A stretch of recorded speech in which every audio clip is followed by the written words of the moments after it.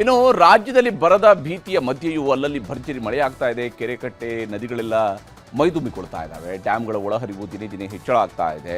ಆದರೂ ಹಲವು ಜಿಲ್ಲೆಗಳಲ್ಲಿ ಬರದ ಕಾರ್ಮೋಡ ಕವಿದಿದ್ದು ಹೊಸ ಮಂತ್ರಿಗಳು ಫೀಲ್ಡ್ಗಿಳಿದು ಬರ ಪರಿಶೀಲನೆಯನ್ನು ಮಾಡ್ತಿದ್ದಾರೆ.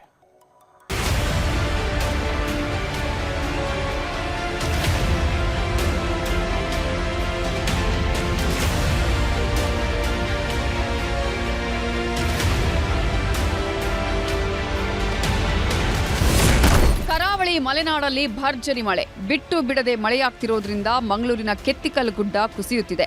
ಮುನ್ನೆಚ್ಚರಿಕೆಯಾಗಿ ಮಂಗಳೂರು ಮೂಡುಬಿದ್ರೆ ರಾಷ್ಟ್ರೀಯ ಹೆದ್ದಾರಿಯ ಒಂದು ಭಾಗ ಬಂದ್ ಮಾಡಿ ಏಕಮುಖ ಸಂಚಾರ ವ್ಯವಸ್ಥೆ ಮಾಡಲಾಗಿದೆ.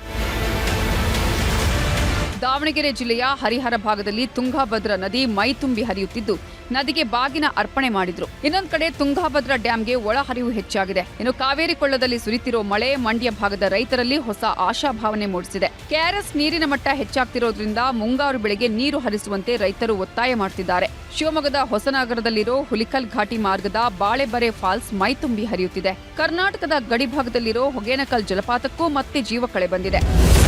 ಮಂತ್ರಿಗಳಿಂದ ನೆರೆ ಬರ ಪ್ರವಾಸ.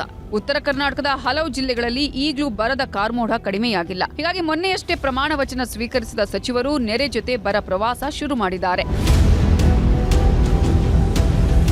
ಹಾಸನದ ಚನ್ನರಾಯಪಟ್ಟಣ ತಾಲೂಕಿನ ಕಲ್ಲಹಳ್ಳಿ ಭಾಗದಲ್ಲಿ ಸಚಿವ ಶಿವಲಿಂಗೇಗೌಡ ಬರ ಪ್ರದೇಶಕ್ಕೆ ಭೇಟಿ ನೀಡಿದ್ರು. ಹೈವೇ ರಸ್ತೆ ಅಕ್ಕಪಕ್ಕನೇ ಅಧಿಕಾರಿಗಳು ಬರಡಾದ ಭೂಮಿ ತೋರಿಸಿದ್ದಕ್ಕೆ ಸಚಿವರು ಗರಂ ಆದರು. ಇನ್ನು ಹಾರಂಗಿ ಜಲಾಶಯಕ್ಕೆ ಸಚಿವ ಪಿಎಂ ನರೇಂದ್ರ ಸ್ವಾಮಿ ಭೇಟಿ ಕೊಟ್ಟು ಅಧಿಕಾರಿಗಳಿಂದ ಮಾಹಿತಿ ಪಡ್ಕೊಂಡ್ರೆ, ಕೊಪ್ಪಳದ ಗಂಗಾವತಿ ತಾಲೂಕಿನ ಗಡ್ಡಿ ಗ್ರಾಮಕ್ಕೆ ಸಚಿವ ಶಿವರಾಜ್ ತಂಗಡಗಿ ಭೇಟಿ ಕೊಟ್ಟಿದ್ದಾರೆ. ಬರಡಾದ ರೈತರ ಕೃಷಿ ಭೂಮಿಯನ್ನ ಪರಿಶೀಲಿಸಿ ಅಧಿಕಾರಿಗಳಿಂದ ವರದಿ ಪಡ್ಕೊಂಡ್ರು. ಕೇರಳದಲ್ಲಿ ಜಲಪ್ರಳಯ, ಸರ್ಕಾರದಿಂದ ಪರಿಹಾರ. ಕೇರಳದಲ್ಲಿ ಈ ವರ್ಷ ಕಂಡು ಕೇಳದಷ್ಟು ಮಳೆಯಾಗಿದೆ. 15 ಜಿಲ್ಲೆಗಳು ಸಂಪೂರ್ಣವಾಗಿ ಪ್ರವಾಹಕ್ಕೆ ಸಿಲುಕಿವೆ. ಇಲ್ಲಿವರೆಗೂ 25ಕ್ಕೂ ಹೆಚ್ಚು ಜನ ಪ್ರವಾಹಕ್ಕೆ ಬಲಿಯಾಗಿದ್ದಾರೆ. 2 ಲಕ್ಷಕ್ಕೂ ಹೆಚ್ಚು ಜನ ಸಂತ್ರಸ್ತರಾಗಿದ್ದಾರೆ. ಈಗಲೂ ಮಳೆ ಕಡಿಮೆಯಾಗಿಲ್ಲ. ನದಿಗಳೆಲ್ಲ ಉಕ್ಕಿ ಹರಿಯುತ್ತಿದ್ದು ಭೂ ಕುಸಿತಗಳಂತೂ ಲೆಕ್ಕಕ್ಕೇ ಇಲ್ಲ. ಕೇರಳ ಸಿಎಂ ವಿಡಿ ಸತೀಶನ್ ಸಂತ್ರಸ್ತರನ್ನ ಭೇಟಿ ಮಾಡಿ ಧೈರ್ಯ ತುಂಬಿದ್ರು. ಜೊತೆಗೆ ಸರ್ಕಾರದಿಂದ ಪರಿಹಾರವನ್ನೂ ಘೋಷಿಸಿದ್ದಾರೆ. ಪ್ರವಾಹದಲ್ಲಿ ಮೃತಪಟ್ಟವರ ಕುಟುಂಬಕ್ಕೆ ತಲಾ 8 ಲಕ್ಷ ರೂಪಾಯಿ ಪರಿಹಾರ ಘೋಷಿಸಿದ್ದಾರೆ.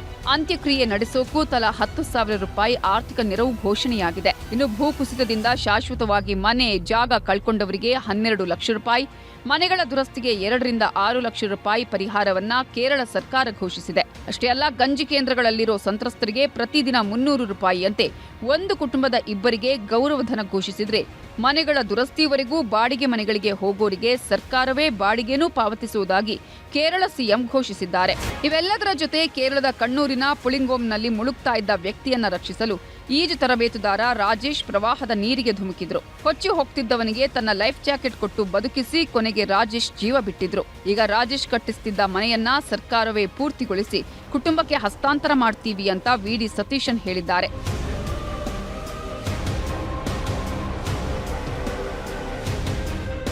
ಇದು ಕೇರಳದ ಕಥೆಯಾದರೆ, ಅಸ್ಸಾಂನಲ್ಲಿ ಜಲಪ್ರಳಯಕ್ಕೆ ಸತ್ತವರ ಸಂಖ್ಯೆ 90ರ ಗಡಿ ದಾಟಿದೆ. 5 ಲಕ್ಷಕ್ಕೂ ಹೆಚ್ಚು ಜನ ಸಂತ್ರಸ್ತ ಕೇಂದ್ರಗಳಲ್ಲಿದ್ದಾರೆ. ಇವತ್ತು ಅಸ್ಸಾಂನ ಶಿವಸಾಗರ್ನಲ್ಲಿ ಕೇಂದ್ರ ಆರೋಗ್ಯ ಸಚಿವ ಜೆಪಿ ನಡ್ಡಾ ಅಸ್ಸಾಂ ಮುಖ್ಯಮಂತ್ರಿ ಪರಿಶೀಲನೆ ನಡೆಸಿದರು. ರಸ್ತೆಗಳು ಕೊಚ್ಚಿ ಹೋಗಿರೋದ್ರಿಂದ ಟ್ರ್ಯಾಕ್ಟರ್ ಹತ್ತಿ ಬರಬೇಕಾಯಿತು.